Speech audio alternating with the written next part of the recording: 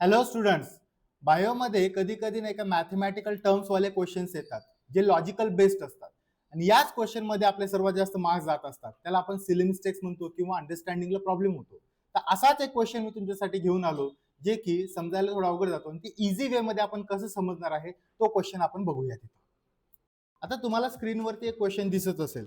हा क्वेश्चन जर बघितलं तर त्याच्यामध्ये थोडंसं तुम्हाला लॉजिकल यूज करावं लागतं. हा क्वेश्चन आपण सिम्पल वेने कसा सॉल्व्ह करूया ते बघूया.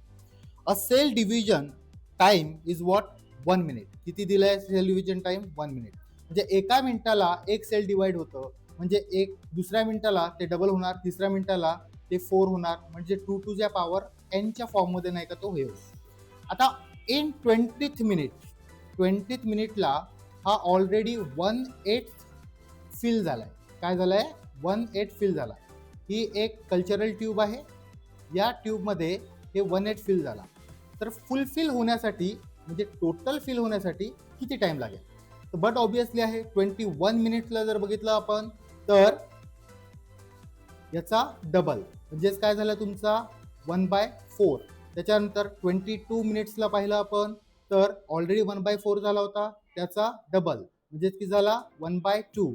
आणि 23 मिनिट्सला जर बघितला तर 1/2 इंटू 2 म्हणजेच काय 1. म्हणजे हा फिल होण्यासाठी तुम्हाला 23 मिनिट्स लागेल. The option is what? B. Thank you.